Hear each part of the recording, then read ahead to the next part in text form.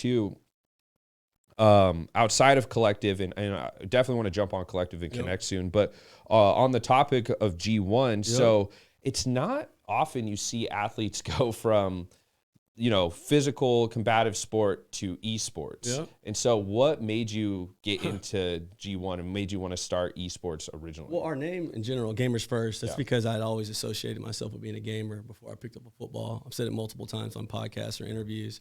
I just remember growing up, you know, we didn't grow up with much. Like there were times where we were hungry. There were times where, you know, water would be randomly cut off or electricity would have to like wait a day. But like, me and my brother, you know, my dad would bring home a console from the pawn shop and we'd get these games. And like, that was our escape. It was like a really good form of escapism for me. And honestly, just, it was good on my mental health to not even worry about, you know, the things that were going on around me. And I could just, you know, put that headset on, or I could sit down, start up, put the disc in, the old PlayStation, and just play the game for a little bit. And I always had a deep, deep passion for it. Obviously, sports were, you know, a big part of my life, but gaming was too. I pretty much played it my whole life, almost obsessively, right? And then, honestly, I understood, because I have 4 boys now. I was kind of starting to do the stream thing and wanting to build my brand in the game, like be an actual gamer/streamer. But that wasn't the path for me. I knew I needed to get it on both. I can still game, but I need to be on the business side, and I need to educate. And I wanted to make a true impact on esports too, with some of the stuff we do with human optimization. It's really never been done. Started my own syndicate, you know, to help, you know, anybody on my roster. They pretty much can invest in all the businesses I invest in. Because when you're a streamer or a YouTuber or content creator, you like don't learn these things in those 10 years. Your career might go for 10 years and you haven't invested in anything. You don't own anything, because once your brand dies down a little bit, or you're not cool to watch, viewership starts to go down, subscribers go down, then what? You're just gonna go get a job when you have no skill set. So I basically started leveraging these companies that wanted me on their cap table, saying, "Nah, you need to give me $100,000 allocation for my gaming org to be able to invest into through AngelList." So I started that syndicate. So if somebody's on my org for 10 years, they might own 10 companies, a small piece of 10 companies. And then one day, who knows, they might be sitting with their family, a company that's a big exit, they get handed a check for 50 grand. And nobody's ever done it before. And I think that the thing about esports is it's technically new, but like, I just feel like the right people haven't walked into the space with the same type of mindset that I have, you know, that I grew up with. Yeah, well, you're also finding a really cool way to integrate more notable society, because I feel like for a really long time, the esports community had this stigma of like these, you know, 40-year-old virgin nerds and stuff. And that's never really been the case, because there's a lot of really intelligent and capable people that are doing it, just not getting the recognition. I think you're kind of changing the game in that aspect of, no pun intended, but of kind of shining a new light on it to where, you know, more mainstream companies can find ways to get involved. Yeah, and the problem is, like, that stigmatism is held down the whole scene for so long. But honestly, though, like, all my teammates, the athletes that everybody, you know, looks up to or whatever, they would game as soon as they get home. Derwin James, I know he's playing Madden every time he gets home. Micah Parsons, you see him on Twitter, he's always tweeting out, "Who wants some?"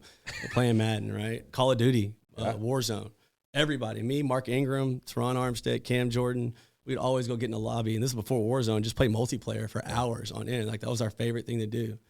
My best friend, Kevin Byard, we play Red Dead Redemption. Like, literally, as soon as we get home, see the kids, eat, shower up, whatever, and then we're hopping on a horse and we're going to do some missions, bro. Like, it was fun. It was like Grand Theft Auto, but like Wild Wild West version. So yeah, I just think the world just doesn't know it.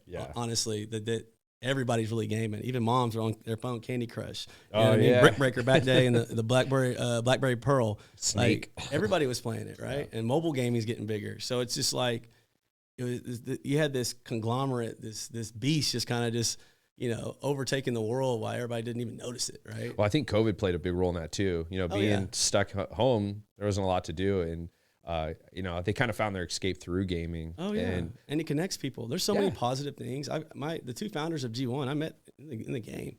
I met so many people that are, you know, a key part of my life. They're video games. You got to think, if I'm playing the game, say I play the game for 8 hours one night, I stay up all night after a football game, I'm literally talking to that person more than I am my family.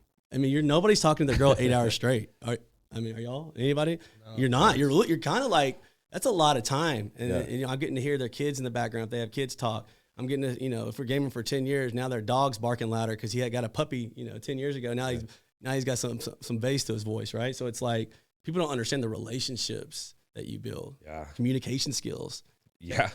Freaking Atlas, my brother's son, my nephew, him communicating with my son, Kendon, on like, you know, he's over there under the tree, like that, these type of things that they're developing in their mind on leadership, accountability. Bro, don't leave me. You know, dude's just crawling away, you know, in war zone, looking for his buddy to come in and, you know, stick a whatever, just EpiPen or whatever they give him, syringe. Think about what that's teaching these kids at a young age. You know, I think a lot of times it's not perceived like that. Yeah. Well, and I mean, to be honest, I never really considered those skill sets being learned because, you know, when you think of gaming, the average person that thinks of gaming, it just thinks that your mind's melting in front of the screen. Yeah. And you're just lazy. You're just trying to, you know, just win games. But yeah, that's a very interesting take that I never had considered as far as, you know, it's things that are relative to like in-person athletic competition, which is like team bonding or relying on. Same thing. We had that when I'm at the event. I literally remember being on a Discord call with our Halo team. We were going through some, you know, trials, tribulations, adversity,